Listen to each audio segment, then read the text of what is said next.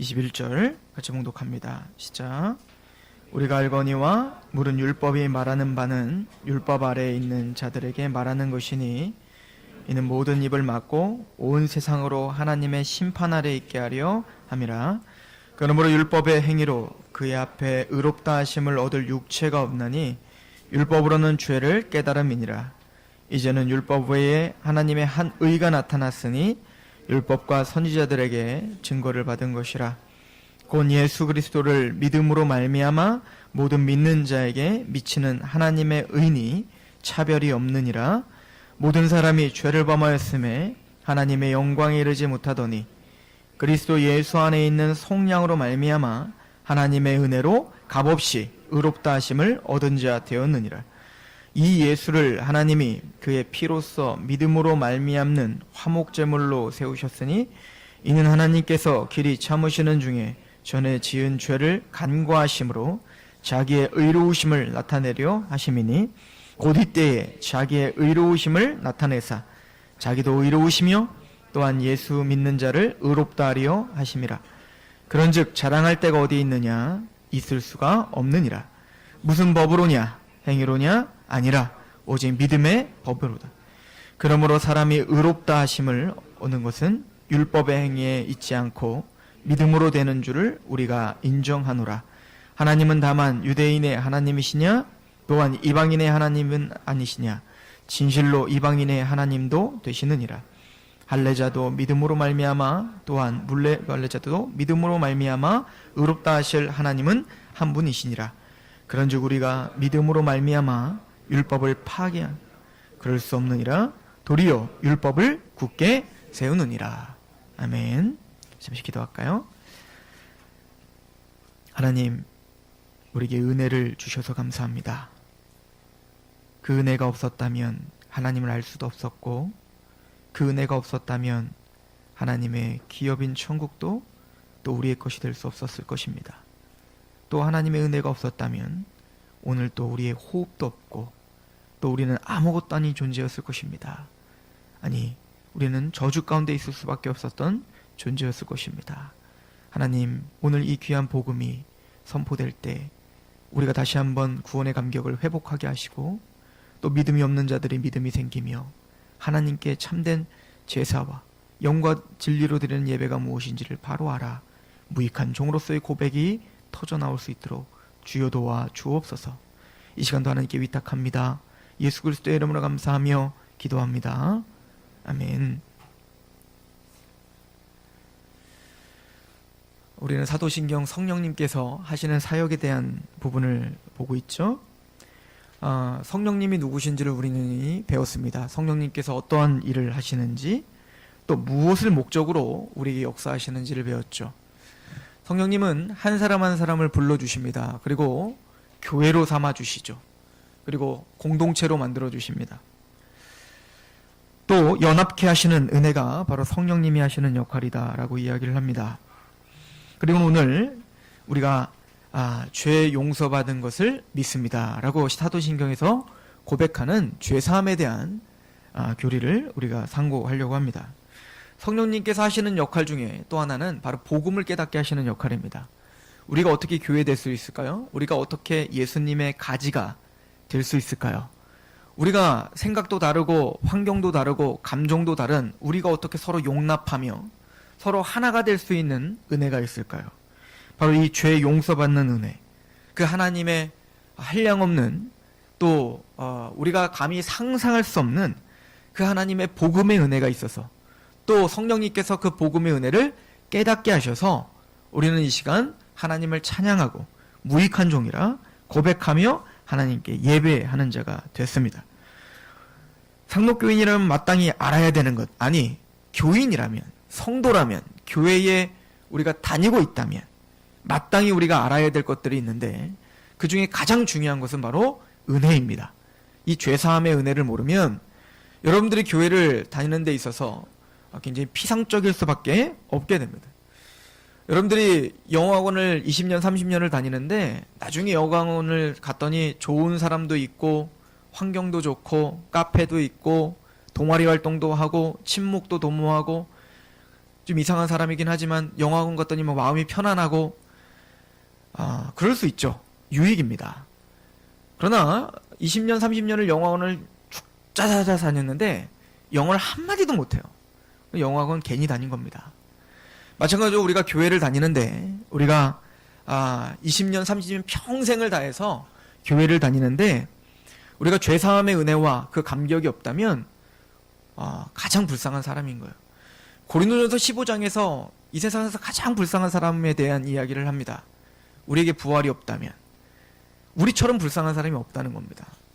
차라리 세상 사람들은 그냥 죄 짓고 살다가 하나님도 모르고 내 마음대로 살다가 그렇게 마음대로 살다가 지옥 가면 그만인 거예요. 자기가 그렇게 살다가 지옥 간 거니까요. 그런데 성경에서 볼 때 가장 불쌍한 사람은 교회는 다녀요. 그래서 교회는 안 다닐 수는 없어요. 교회를 안 가면 왠지 뒤통수가 가려워요. 그리고 교회를 안 가면 뭔가 찝찝해요. 교회를 안 가면 부모한테 혼날 수도 있고 뭐 구박을 들을 수도 있어요. 그래서 그 아까운 돈을 내 맘대로 쓸 수 있는 그 돈을 11조를 내고 헌금을 내고 또 이 아까운 시간에 많은 사람들은 차라리 금요일날 연차내가지고 월요일까지 다 연차내가지고 그냥 외국도 가고 그런 여유롭게 하는 시간에 정말 하나님 앞에 우선순위를 두기 위해서 그 시간도 할애하지 내 맘대로 쓰지 못하는 그런 불쌍한 인생을 사는데 마침내 하나님을 대면했는데 천국에 못 간다. 지옥에 간다. 우리는 여전히 죄 가운데 있어 지옥에 간다. 이것만큼 불쌍한 사람이 없단 말입니다. 사도 바울은 고린도전서 15장에 바로 이런 사람, 즉 우리에게 진짜 부활이 없다면 마지막 날 정말 우리의 부활의 영광이 없다면 그 소망이 없다면 우리만큼 불쌍한 사람이 없다라고 이야기를 하죠.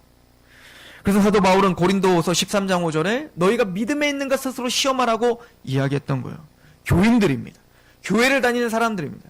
그 사람들은 대형 교회를 다녔고 또 그 사람들은 많은 은사를 체험했고 많은 걸 경험했다라고 하는 사람들입니다. 그래서 사도 바울은 그들에게 말합니다. 너희가 진짜 믿음에 있는가 스스로 시험하고 확증하라. 예수님은 제자들에게 말을 하죠. 너희가 눈을 빼서라도 너희가 손을 잘라서라도 지옥에 가지 않을 수만 있다면 너희가 눈이 범죄해도 눈을 빼버려라. 너희가 손이 범죄해도 손을 잘라버려라. 너희가 온전한 몸으로 지옥에 가는 것보다 차라리 그런 눈을 빼고 손을 자르는 한이 있더라도 그렇게 해서 만약에 천국을 갈 수 있다면 지옥은 절대 가지 말아라. 예수님이 그런 비유를 하시는 겁니다. 그만큼 우리가 상상할 수 없는 고통과 그 하나님의 진노와 그 하나님의 심판이 있을 것임을 성경은 계속적으로 이야기합니다. 노아의 방주날 노아는 그 수백 년 동안 방주를 지으면서 사람들에게 외쳤습니다. 하나님께서 물로 심판하신대요. 하나님께서 비를 내려서 그 비 때문에 홍수가 나서 다 죽는답니다. 근데 여러분들 성경을 자세히 한번 보세요. 그때까지는 사실은 비라는 개념이 없었어요. 그때까지는 이슬을 내려서 그 이슬이 흘러넘쳐 촉촉하게 적셔 물이라는 게 생겼단 말입니다. 비라는 개념, 하늘에서 막 어마어마한 비가 내리지 않았던 시대였단 말입니다. 그러니까 비가 뭔지 또 그게 뭔지를 경험을 해보지 못했거든요. 또한 그 비가 하늘에서 모든 궁창이 다 쏟아지고 그 땅 밑에 있는 또 바다 밑에 있는 모든 샘이 물을 다 쏟아부어서 온 지구가 다 물에 덮친다. 상상할 수 없는 일이거든요. 그러나 노아는 하나님의 말씀을 믿어 그것을 선포했다는 거 아닙니까? 8명밖에 그 말씀을 믿은 자가 없었다는 것입니다. 소돔과 고모라 때는 어땠죠? 그 롯이 이제 불로 이 소돔과 고모라 땅을 멸망시킬 겁니다 라고 외쳤지만 사위들조차, 여러분들 우리 사위들은 다 알잖아요. 장인어른 말이 아무리 우스워도 듣는 법이거든요. 불편해서라도. 그런데 그 사위들조차 그 장인어른이 정말 진지하게 눈물을 흘리며 호소한단 말입니다. 하나님께서 나에게 이 땅에 심판이 있는다고 했다. 나가자. 사위들이 뭐라고 하냐. 농담으로 여겼더라. 우스갯소리로 여겼더라. 아, 우리 장인어른이 드디어 노망 들렸구나. 드디어 뭔가 치매가 걸렸구나. 농담으로 여겼고 우스갯소리로 여겼고 가볍게 여겼다는 것이죠. 그리고 예수님은 우리에게 말씀하십니다. 노아의 때와 롯의 때와 같으리라.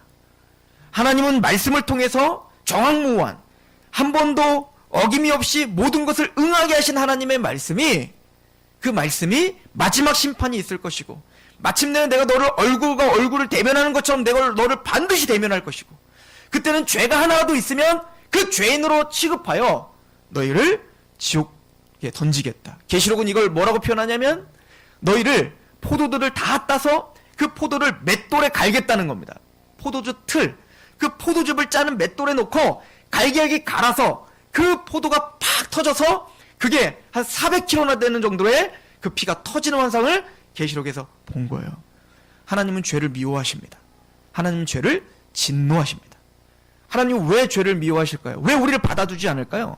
하나님이 사랑의 하나님이고 자비의 하나님인데 왜 하나님은 굳이 예수님을 세워놓고 예수님을 믿으면 천국 아니면 지옥이라고 이야기를 할까요? 하나님이 사랑이 아니면 다 구원시켜야 되는데 왜 하나님은 그러시는 걸까요? 여러분들 우유 좋아하시나요? 여러분들이 우유를 좋아한다고 한번 해봅시다. 제가 군대를 갔는데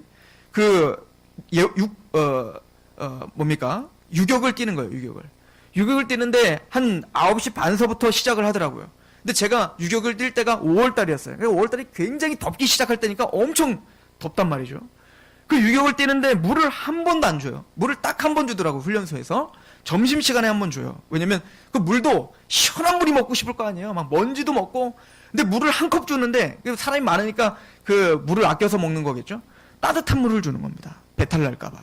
누가 배탈 걱정해달래? 시원한 물을 주지? 근데 그 물을 먹는데 그게 갈증의 해소가 됩니까?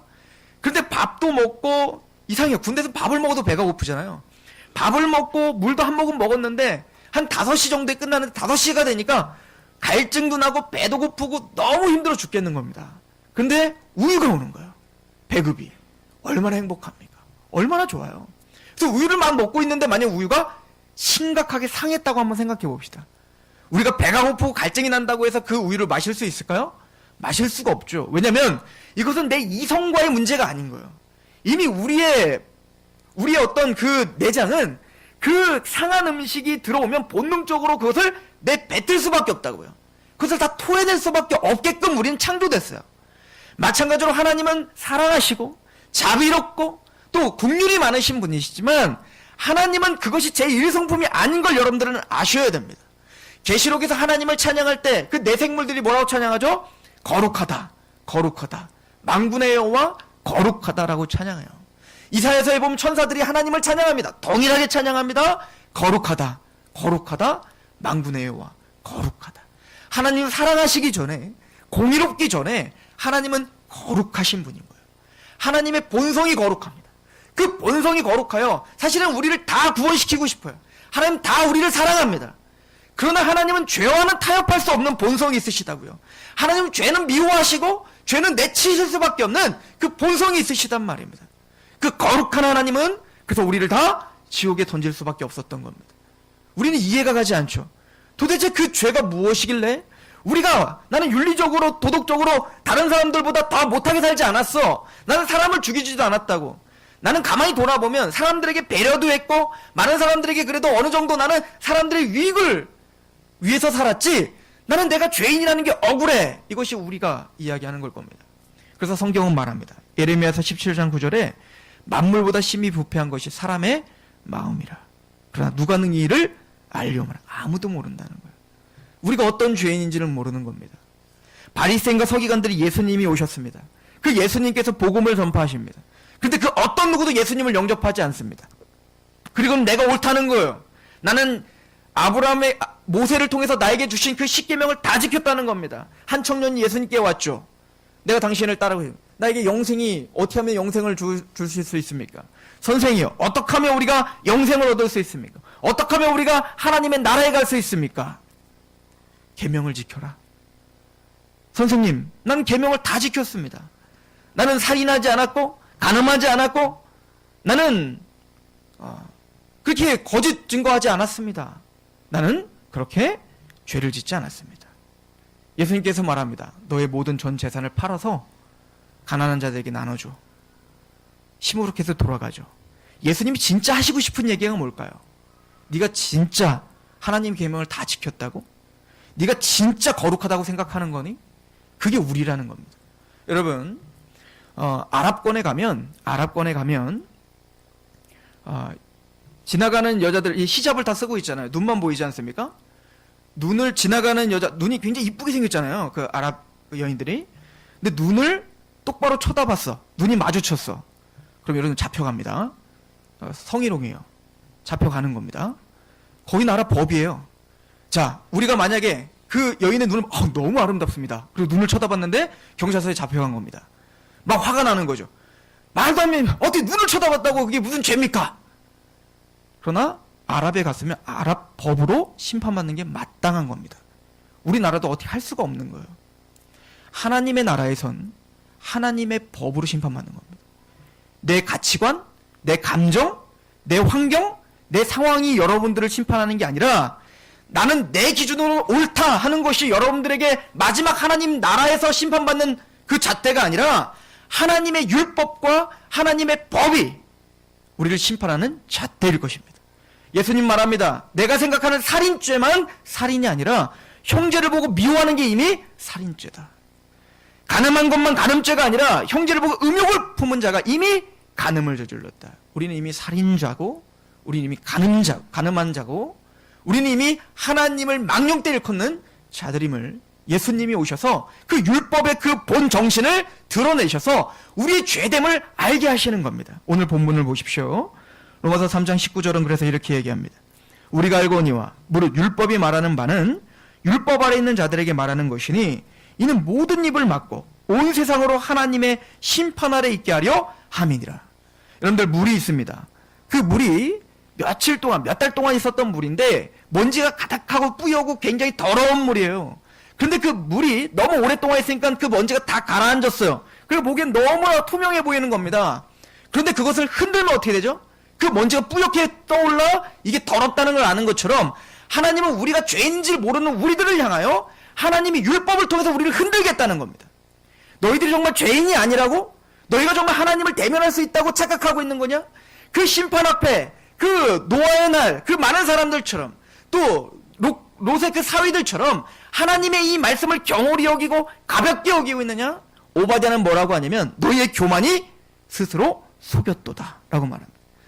우리의 그 죄가 우리의 그 교만이 그 죄를 깨닫지 못하도록 속이고 있다라고 이야기를 한다고요.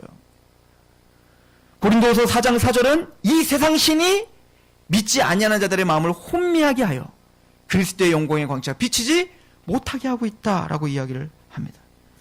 그래서 20절은 이렇게 말합니다. 그러므로 율법의 행위로 그 앞에 의롭다 하심을 얻을 육체가 없나니 율법으로는 죄를 깨달음이라. 아무도 율법을 통해서 아무도 하나님의 말씀 내 행함과 나의 어떠함을 통해서 하나님의 의롭다함을 받을 수 없다는 거예요. 의롭다함 안 받으면 되지 뭐. 그죠? 뭐 이렇게 중요해도 의롭다함을 안 받으면 되는 거 아니에요? 의인만 천국 갑니다. 죄인은 천국 갈 수 없습니다. 이게 성경적 의미예요. 거룩한 나라에는 거룩한 의인들만 천국 가는 것이지 죄인들은 천국 갈 수 없습니다. 속지 마십시오. 로마서 10장 2절에서 3절은 그래서 이렇게 이야기합니다. 한번 가볼까요? 로마서 10장 2절에서 3절. 사도 바울은 그래서 로마 교회에게 편지를 쓰면서 이렇게 가슴을 치며 이야기합니다. 로마서 10장 2절 3절. 내가 증언하노니 그들이 하나님께 열심히 있으나 올바른 지식을 따른 것이 아니니라.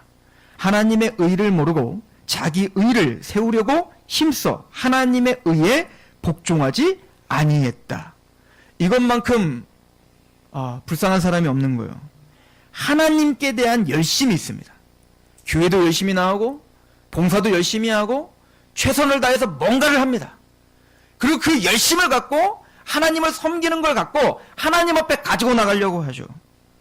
그런데 그들은 올바른 지식을 따르지 않습니다. 교회를 나와도 참된 복음이 무엇인지, 십자가가 무엇인지, 부활이 무엇인지, 우리가 왜 죄인인지, 하나님이 우리를 어떻게 의인 만들으셨는지, 우리를 믿음이라는 게 무엇인지, 성경적인 믿음과 성경적인 거듭남과 성경적인 회개가 무엇인지, 하나님 나라가 무엇인지 관심도 없습니다.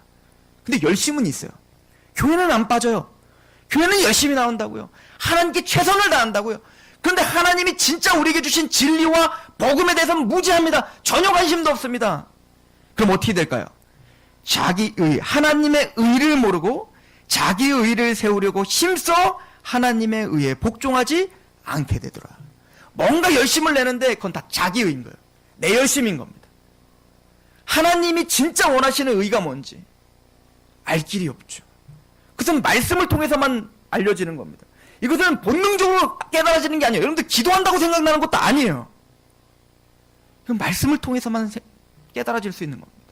성령님이 하나님의 진리 되시는 말씀을 통해서만 진짜 진리, 참된 지식이 무엇인지를 알게 해주신단 말입니다. 저는 저와 만난 그 어떤 누구도, 또 특별히 우리 성도들이 교회를 오고 예배를 드리되 하나님의 의를 알고 거기에 감격한 예배자가 되기를 축원합니다. 이것이 제가 여러분들에게 온 이유인 거예요. 사도 바울이 고린도 교회에게 편지를 보내죠. 너는 아볼로파요, 베드로파, 게바파요, 바울파요, 예수파요, 그런 거 갖고 싸우지 말라는 거예요. 그들은 하나님께서 너희에게 주신 은혜인데 아볼로나 게바나 바울이나 세상이나 그 모든 것이 다 너의 것이다 하는 거예요. 너희가 그들을 위해 존재하는 게 아니라 그들이 너희를 위해 존재하는 거야. 하나님이 너희에게 주신 선물이다 하는 것이죠. 하나님이 바울을 그 고린도 교회에게 보내주신 이유, 바울을 빌립보에게 보내주신 이유, 그 성도들을 위한 거예요. 그 성도들이 복음을 알게 하는 거. 사도 바울은 그걸 너무 잘 알았기 때문에 다른 거 다 격까지 쳤던 거 아닙니까? 세례조차 주지 않았다는 겁니다. 여러분들 세례가 얼마나 중요합니까? 물세례 얼마나 중요해요. 근데 사도 바울 뭐래요? 나 세례 너희들 안 줬다 이거야. 한 가정 빼고.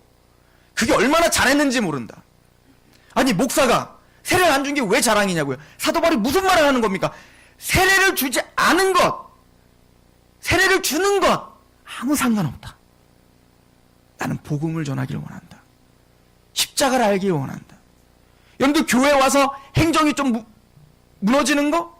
여러분들 사업이 좀 무너지는 거? 그게 핵심이 아니에요. 십자가를 아는가? 여러분들이 싸워야 될 것들은 바로 내가 정말 십자가를 아는가? 그 진리를 아는가? 죄사함을 받았는가? 정말 내 자녀가, 내 남편이, 내 아내가, 내 부모가, 내가 알고 있는 자가 정말로 하나님의 의와 그 십자가를 아는가? 사도 바울은 그걸 갖고 싸우라는 겁니다. 우리는 죄인입니다. 그것도 말할 수 없이 큰 죄인이었다라고 성경은 가르쳐주고 있습니다. 그리고 오늘 사도 바울은 이렇게 설명하죠. 21절입니다. 이제는 율법 외에 하나님의 한 의가 나타났으니 율법과 선지자들에게 증거를 받은 것이요. 자기 의는 뭘까요? 내 열심으로 하나님께 인정받으려고 하는 게 자기 의인 거예요.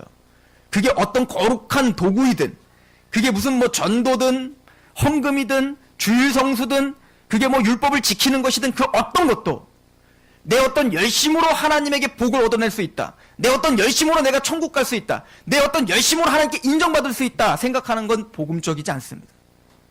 우리는 어떤 것도 하나님을 만족시킬 수 없는 죄인임을 아셔야 되는 거예요. 이제서야, 그래서 말하죠. 20절, 21절, 이제는 우리가 어두컴컴한 그곳에 있어야, 내가 죄인인 걸 알아야 그때서야 예수님만 보이는 거예요. 나의 어떤 소원, 내 어떤 열심, 내 어떤 것도 구원을 시킬 수 없다는 것을 인정하게 되는 거예요. 하나님은 그때까지 참고 기다리십니다. 그래서 예수님 말씀하시죠. 너희가 본다고 하니 너희가 소경이고 저들은 안 보인다고 하니 저들이 보는 자다. 이게 무슨 얘기입니까? 건강한 자는 의원이 쓸데없고 나는 의인을 부르러 온 게 아니라 죄인을 부르러 왔다. 이게 무슨 얘기입니까? 하나님이 의인 될 수 있는 사람들, 하나님의 의를 아는 사람들은 어떤 사람이라는 거예요? 소경된 자처럼 나는 주님이 아니면 볼 수 없습니다. 많은 사람들은, 바리새인과 서기관들은 나는 다 알아요, 성경을 알아요, 율법을 알아요, 거들먹거리고 있죠. 그때 예수님이 그 바리새인과 서기관들을 앞에 놓고 수로보니게 여인이 찾아오는 것을 보여주죠. 가나안 여인입니다. 그 유대인들이 보기에는 더러운 여인이고, 그 유대인들이 보기에는 이는 구원받을 수 없는 여인이에요. 오늘 아까 기도에서 봤더니 우리는 다 외인이었다. 맞아요. 이방인들은 구원받을 수가 없습니다. 그런데 그 수로보니게 여인이 와서 주님 제발 제 딸 좀 살려주세요. 예수님 말하죠. 나는 개에게 떡을 주러 온 자가 아니다. 뭘로 취급해요? 개로 취급한다고요. 나는 유대인들을 위해서 왔지 이방인들을 위해서 오지 않았다. 너는 개다. 난 너에게 떡 줄 필요 없다. 난 너에게 은혜 주지 않을 거야. 예수님답지 않죠? 그때 그 여인이 뭐라고 합니까? 맞습니다. 저는 개입니다. 개들도 주인의 상에서 떨어지는 부스러기를 먹습니다. 그 부스러기도 주세요. 그거라도 주십시오. 그래야 제 아내가, 제 딸이 삽니다. 그래야 제가 삽니다. 유대인에서 이런 믿음을 내가 보지 못했노라. 뭘 얘기하는 거죠? 예수님 지금 퍼포먼스 하는 겁니다. 누구에게? 바리새인들에게.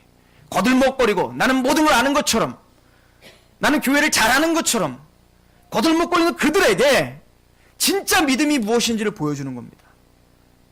하나님 앞에 난 아무것도 아닌 자입니다. 예, 맞습니다. 저는 하나님의 은혜를 받을 자격이 안 되는 자 맞습니다. 전 개입니다. 그러나 하나님의 은혜의 부스러기도 먹어야, 그 은혜의 복음이 있어야 난 삽니다. 내 가족이 삽니다. 내 자녀들이 삽니다. 그게 믿음인 거예요. 심령이 가난한 자는 복이 있나니 천국이 저희 것이다. 그래서 율법을 주신 겁니다. 우리를 겸손케 하시기 위한 은혜입니다. 그 은혜를 발견하기 위한 은혜입니다. 그래서 율법을 몽학선생, 초등학문이라고 이야기한 거예요. 우리를 쳐서, 그 율법이 우리를 쳐서 예수님에게로 데려가는 겁니다. 이제는 율법 외에 하나님의 한 의가 나타났으니 율법과 선지자들에게 증거를 받은 것이라. 22절 23절 같이 읽어볼까요? 시작. 곧 예수 그리스도를 믿음으로 말미암아 모든 믿는 자에게 미치는 하나님의 의니 차별이 없느니라. 모든 사람이 죄를 범하였음에 하나님의 영광에 이르지 못하더니. 우린 다 죄인입니다. 하나님의 의에 이를 수가 없어요. 하나님의 의를 가져야, 내 의는 안 되는 겁니다. 내가 만든 의는 다 누더기와 같다고 했어요. 우리가 만든 옷은 다 누더기 옷과 같다고 했습니다. 오직 우리를 거룩하다, 의롭다, 하나님의 나라에 합당한 백성이다 라고 칭할 수 있는 자는 거룩한 하나님의 의의 옷을 입은 자들이에요. 예수님이 이런 비유를 하시죠. 왕이 혼인잔치 비유를 합니다. 혼인잔치를 열었습니다. 그때 두 사람으로 나눠줘요. 많은 사람들이 왔죠. 처음에 와야 될 사람들이 안 왔단 말입니다. 길거리에, 사거리에 가서 아무나 데려와, 내 집을 채웠습니다. 그래서 교회에 하나님의 사람들이 그득그득합니다. 그러나 예수님 말하죠. 청함받은 자는 많은데 택함받은 자는 적어. 다른 말로 말하면 이 많은데 가라지들이 많고 알곡이 적다, 이 얘기인 거예요. 뭐가 다릅니까? 의복을 입었느냐 안 입었느냐의 문제였다고요. 하나님이 정해주신 의복이 있다고요. 그 의복을 입지 않고는 천국을 갈 수가 없습니다. 하나님의 천국 혼인잔치에 참여할 수가 없다고요. 계시록이 그래서 뭐라고요? 13만 4천 하나님의 백성들은 거룩한 흰 옷을 입었다고 말하지 않습니까? 그 옷을 입으셔야 되는 거예요. 갈라디아서에 뭐라고 말하죠? 예수 그리스도로 말미암아 우리가 세례를 받음으로 예수로 옷 입었느니라. 예수님의 옷을 입지 않고는 천국을 갈 수가 없는 거예요. 의롭다함을 받을 수가 없는 거예요. 그럼 우리가 어떻게 의롭게 될 수 있을까요? 하나님의 의를 우리가 어떻게 받을 수 있을까요? 24절, 25절 같이 읽어봅시다. 시작. 그리스도 예수 안에 있는 속량으로 말미암아 하나님의 은혜로 값없이 의롭다 하심을 얻은 자 되었느니라. 이 예수를 하나님이 그의 피로써 믿음으로 말미암는 화목제물로 세우셨으니 이는 하나님께서 길이 참으시는 중에 전에 지은 죄를 간과하심으로 자기의 의로우심을 나타내려 하심이니.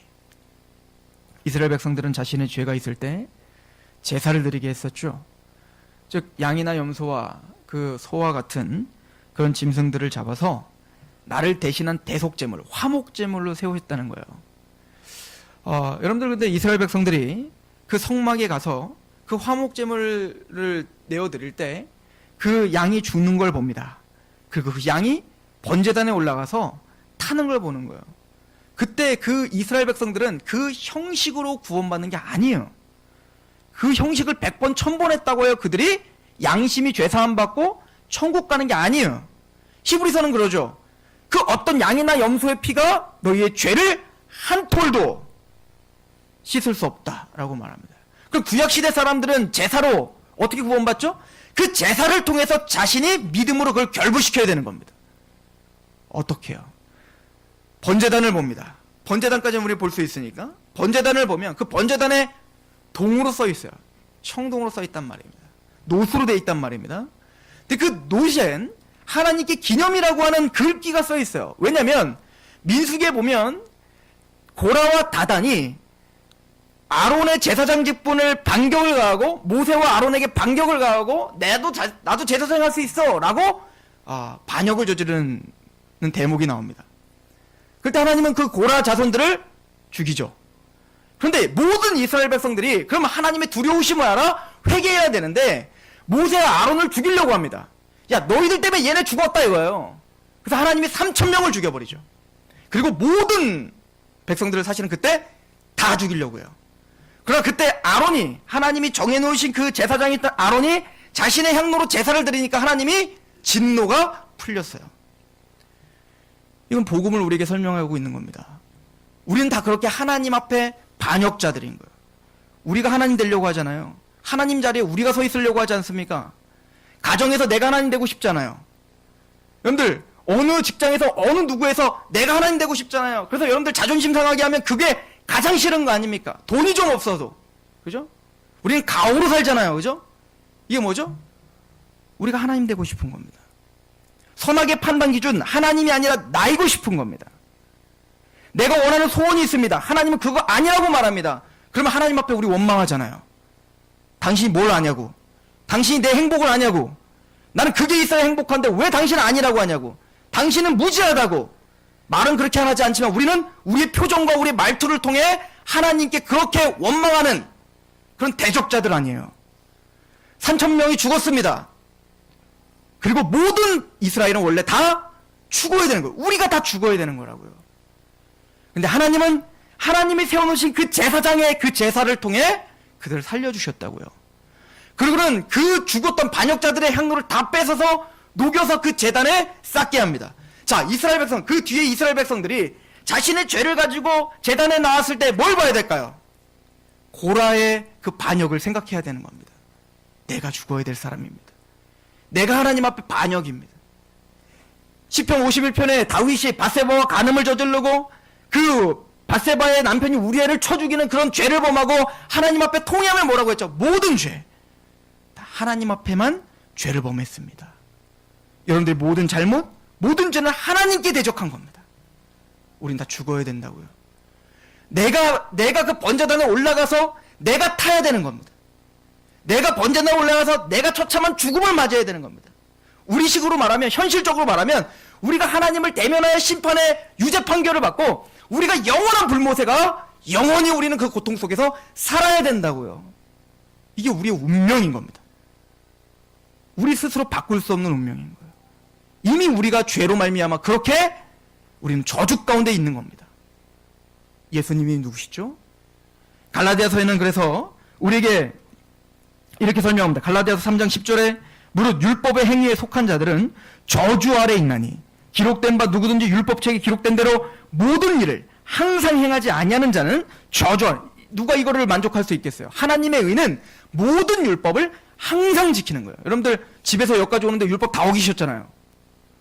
그죠? 아이들 막 챙기면서 이미 막 분 내셨잖아요. 그죠? 우리는 저주 아래 있는 자들이라니까요. 좀 일찍 오셔야 되는데 늦게 오셔갖고 막 밟다가 막 신호 바뀌고 아이 이랬잖아요. 앞에 막 껴들면 했잖아요. 이미 우리는 죄인들이니까요.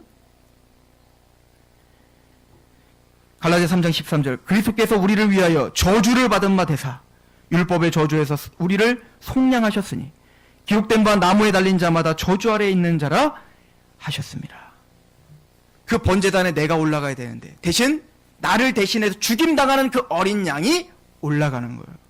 그 죽임당하는 걸 우리가 봐야 된다고요. 원래는 그 처참한 죽음과 그 번제단에 올라오는 헐헐 타고 있는 그 화목제물을 보면서 예 하나님 내가 저 죄인입니다. 내가 죽은 겁니다. 내가 죽었는데 대신 저 화목제물이 저 위에 올라가 나를 대신하여 하나님의 그 진노와 그 포도주를 밟는 그 하나님의 진노가 저 위에 쏟아지고 있군요. 하나님 용서하십시오. 하나님 저를 받아주셔서 감사합니다.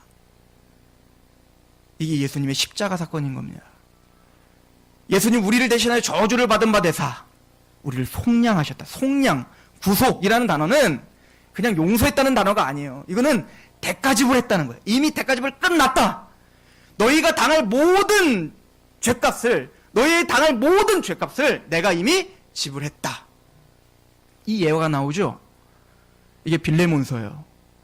빌레몬이라고 하는 노예가 있었습니다. 그 당시에 노예는 동물보다도 더 못하게 살았다고요. 그러니까 너무너무 힘든 고통 가운데 사니까 이 노예가 스스로 도망 노예들이 많이 생겼다고요. 힘은 셀 거 아니에요. 일을 많이 하니까. 그러니까 주인을 치고 돈을 달고 달아나는 노예들이 많이 생겼다고 해요. 이 빌레몬서를 보면 이 빌레몬도 아마 도망 노예였을 가능성이 큽니다. 정확하게는 알 수 없지만. 빌레몬이라고 하는 사람이 근데 바로 바울에게 복음을 들었던 사람이에요. 그러니까 빌레몬의 노예가 바로 오네시모죠. 그 오네시모가 제가 빌레몬이라고 했나요? 그 오네시모가 바로 도망 노예가 돼서 도망자가 된 거예요. 그러다 어떻게 해서든지 뭔진 모르겠는데 두 가지 설이 있어요. 하나는 그 오네시모가 또 잘못해가지고 감옥에 갇혔는데 우연치 않게 바울과 같이 있었다. 아니면 두 번째, 바울이 그때는 가택연금같이 당하고 있었기 때문에 오네시모가 그 도망자가 됐지만 너무 두려운 겁니다. 잡히면 죽잖아요. 그래서 오네시모가 아마 그 빌레몬이 사랑하고 빌레몬이 존경하는 바울이 그곳에 있다는 걸 알고 아마 바울을 찾아갔을 것이다. 뭔진 정확하게 모르겠지만 적어도 바울을 만나 오네시모는 회심하게 됩니다. 예수를 믿게 된단 말이에요. 사실은 이 오네시모는 잡히면 죽어야 되는 겁니다. 그때 바울이 빌레몬에게 편지를 보내는 이게 빌레몬서입니다. 뭐라고 하냐면 오네시모가 너에게 해를 가한 거 그것을 내가 나에게 청구하라.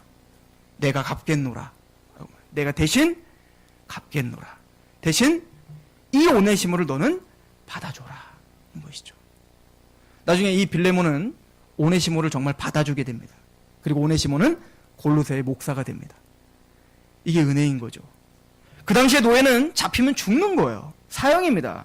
그 당시에는 거의 주인이 준사법기관이에요. 그러니까 노예에 대해서는 준사법적인 판결을 할 수 있단 말입니다. 그냥 죽어! 그러면 죽이는 거예요. 로마 정권이 그거를 뭐라고 하지 않았단 말입니다. 그 노예는 어디를 가서 무슨 큰 돈을 벌겠습니까? 혹시나 돈을 많이 벌었다 할지라도 그가 잡혔어요. 답은 죽는 겁니다. 그런데 죽는데 이 노예가 살 수 있는 방법은 딱 하나밖에 없습니다. 뭐죠? 노예가 아무리 돈을 많이 벌어도 그 돈을 갖고 주인에게 갚아도 갚아질 수 없어요. 왜죠?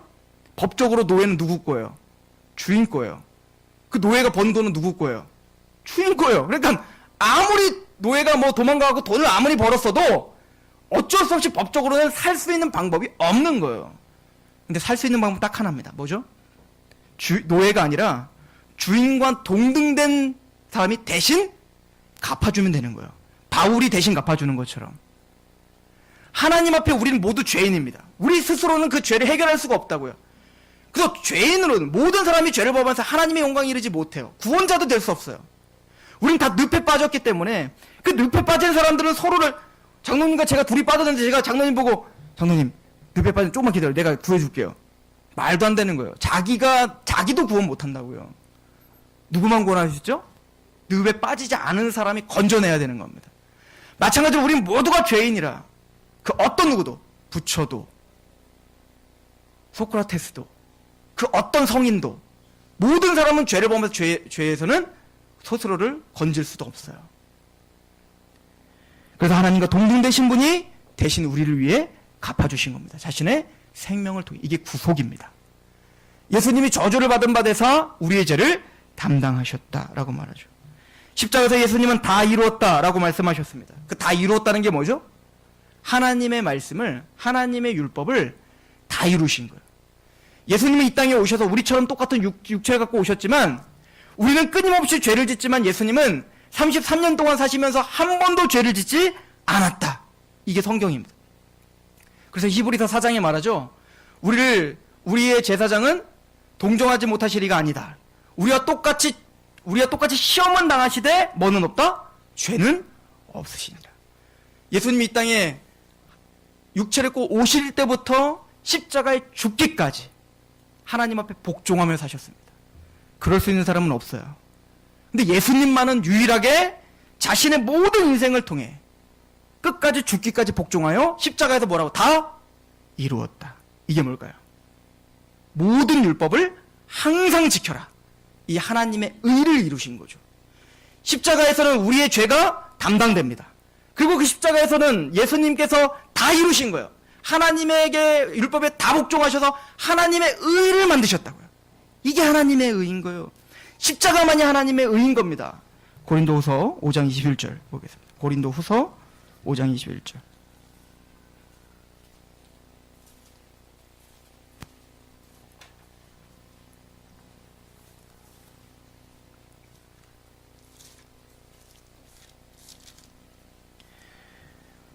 우리 같이 한번 읽어보겠습니다. 고린도후서 5장 21절. 시작. 하나님이 죄를 알지도 못하신 이를 우리를 대신하여 죄로 삼으신 것은 우리로 하여금 그 안에서 하나님의 의가 되게 하려 하심이라. 하나님이 죄를 알지도 못하시는, 죄가 없으신 예수님을 십자가에 죽기까지 복종하게 하셔서 우리를 대신하여, 우리가 받을 저주를 예수님께서 다 쏟아 부으신 거죠. 예수님께로 다 쏟아 부은 것은, 우리의 죄를 가지고 가신 것은, 즉 우리를 대신하여 죄로 삼으신 것, 우리의 죄를 예수님이 짊어지고 십자가에 죽으신 것은, 우리를 대신하여 저주를 받으신 것은, 그 십자가에서 하나님의 의를 이루어서 어떻게 했다고요? 그 안에서 하나님의 의가 되게 하려 합니다. 예수님이 십자가에서 하나님의 의를 다 이루었다고요. 우리의 죄는 예수님에게로 가져가고, 예수님이 이루는 그 하나님의 의는 누구로 간주해 주신다고요? 우리에게 주신다는 겁니다. 이게 오직 하나님의 의를 받을 수 있는 유일한 방법입니다. 이걸 마틴 루터가 뭐라고 말하죠? 위대한 교환이다, 이렇게 표현하는 거예요. 우리의 죄가 예수님이 십자가로 담당하고, 예수님이 십자가에서 완성하시는 하나님의 의는 우리의 것으로 간주되고, 이걸 믿는 것이 하나님을 아는 지식입니다. 이 은혜를 아는 것이 하나님을 아는 지식이란 말인 거예요. 오늘 말씀을 다시 한번 가보시겠어요? 그래서 사도 바울은 이렇게 우리에게 정리를 합니다. 로마 3장 25절 24절. 그리스도 예수 안에 있는 속량으로 말미암아 하나님의 은혜로 값없이, 우리가 한 게 없죠? 의롭다 하심을 얻은 자 되었느니라. 이 예수를 하나님이 그의 피로써 믿음으로 결부시켜야 됩니다. 믿음으로 말미암아 화목제물로 세우셨으니 이는 하나님께서 길이 참으시는 중에 전에 지은 죄를 간과하심으로, 이 예수님의 화목제물로 우리 지었던 모든 죄를 어떻게 하셨다고요? 간과, 알면서 모르는 거 하는 겁니다. 즉 가늠하다 잡혀온 그 여인이 있는데 그 여인의 모든 죄를 예수님 아세요. 근데 그걸 따지지 않죠. 묻지 않죠. 그 예수님의 국률만을 바라보고 있는 그 여인에게 뭐라고 말하죠? 나도 너를 정죄치 않는데 누가 너를 정죄하겠느냐. 그 죄를 묻지 않는 겁니다. 따지지 않는 겁니다. 그걸 간과해 주시는 거예요. 이 은혜가 없다면 우리는 구원을 받을 수 없어요. 기독교인은 바로 이 은혜를 감격하는 자들인 거예요. 그 죄를 간과하심으로 자기의 의로우심을 나타내려 하심이니 곧 이때에 자기의 의로우심을 나타내사 자기도 의로우시며 또한 예수 믿는 자들을 의롭다 하려 하심이라. 예수님이 하나님의 의를 이루는 그 십자가를 믿을 때 우리가 하나님의 의를 받은 자입니다. 우리는 의인입니다. 그러므로 그리스도 하는 자는 결코 정죄함이 없느니라. 높음이나 깊음이나 그 어떤 피조물도 이 그리스도의 사랑에서 끊을 수 없느니라. 이걸 믿는 거예요. 여기에 감격한 자들입니다. 그런데 보십시오. 31절. 그런즉 우리가 믿음으로 말미암아 율법을 파기하느냐? 그럴 수 없느니라. 율법을 도리어 굳세게 세우느니라. 자유의 종이 되는 거예요. 진짜 이것을 믿는 사람들은, 진짜 이 감격 가운데 있는 사람들은 감사한 겁니다. 고마운 겁니다. 여러분 생각해 보시죠. 가늠하다 잡혀온 그 여인이 예수님을 만나 자신의 죄를 따지지도 않고 묻지도 않고 그 긍휼과 사랑으로 그 죄의 사함을 받았습니다. 그 여인이 또 가늠하러 갔을까요? 어떻게 우리가 그렇게 상상할 수 있겠습니까? 정결하게 살려고 하지 않았겠습니까? 그 옥합을 깨트린 그 여인처럼 자신의 삶을 다해 그 주님을 따르려고 하지 않았겠습니까? 너무 감사하고 고마워서 자신을 풀어준 그 노예 오네시모가 그 바울을 정말 지극히 사랑하지 않았겠습니까? 자신을 용서해준 그 빌레몬에 대하여 이제 다시 돌아갔을 때 나는 이제 자유이니까 바울이 나에게 다 죄값 치렀으니까 나 이제 괜찮죠? 당연히 봐줘야죠, 주인님. 이러시겠습니까? 울며 그에게 회개하지 않겠냐고요. 울면서 그에게 정말 전심을 다해서 그 빌레몬에게 자신의 모든 생을 다해 삶을 살지 않았겠냐고요. 우리는 어떻게 그 크신 은혜를 받고 마음대로 살 수 있겠다라고 하는 질문을 할 수 있겠냔 말입니다. 그런즉 우리가 믿음으로 말미암아 율법을 파기하느냐? 그럴 수 없느니라. 도리어 율법을 굳세게 하느니라. 제가 우리 어머니에게 복음을 전했던 날이 생생하게 기억이 나는데 한 4년 전이었던 것 같습니다. 제가 군대를 막 제대하고 이 복음을 전하려고 했더니 제가 막 그때는 굉장히 열정이 있을 때니까 저희 아버지가 막 새벽 예배 갔다 오시면 막 앉혀놓고 아버지 앉아봐. 막 성경을 펴놓고 아버지는 막 알았어. 그랬더니 그냥 들어가세요.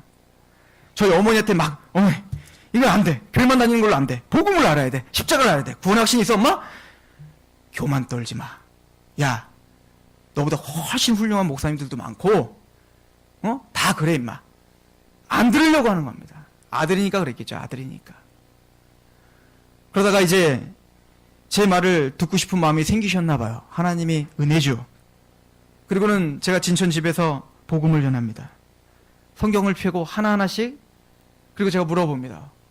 어머니는 평생 교회를 다니셨는데 구원의 확신이 있으십니까? 정말 믿음이 있으십니까? 야 구원받으려고 내가 이렇게 열심히 하지 않니?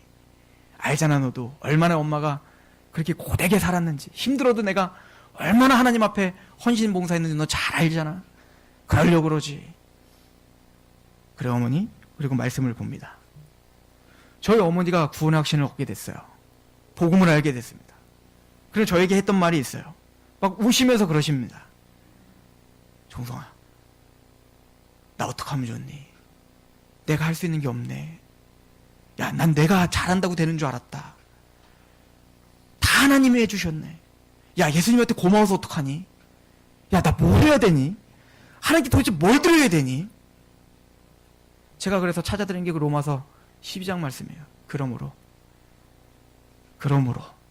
너의 몸을 하나님의 거룩한 산제물로 드리라. 이것이 너희의 드릴 영적 재산이라. 여러분들 왜 예배 드리십니까? 여러분들 왜 교회에 오시는 겁니까? 여러분들 왜 하나님의 말씀에 복종하려 하십니까? 왜 여러분들은 하나님의 말씀 앞에 또 끊임없이 말씀에 고군분투하며 살려고 하십니까? 이 은혜가 여러분들을 강권하기를 축원합니다. 이 은혜가 여러분들을 예배자로 기쁘게 만들길 원합니다.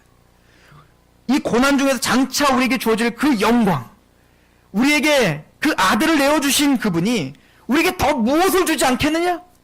합력하여 선을 이루게 하시는 그 하나님의 은혜가, 자기 아들을 죽게까지 하시는 그 은혜를 퍼부어 주신 그 하나님이 우리에게 더 무엇을 주지 않으시겠습니까? 고난이 있으십니까? 하나님의 뜻이 있겠지. 우리가 감당할 수 없는 고통이 있습니까? 하나님이 뭔가 지혜가 있겠지. 그 아들을 주시는 사람이, 그 아들을 주시는 그 하나님이 우리를 포기하겠니? 우리를 그냥 그대로 엎어지게 냅두겠니? 하나님의 뜻이 있겠지.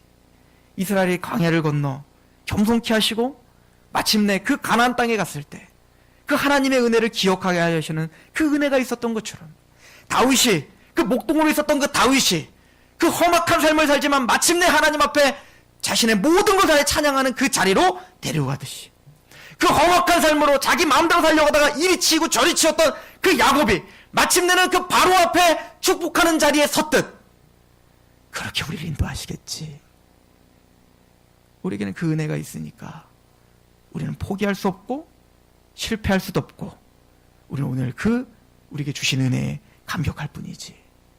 저는 그런 믿음의 경건한 자녀들이, 또 그 경건한 어른들이, 또 경건한 우리가 이 교회에서 성장하길 축원합니다. 기도하겠습니다.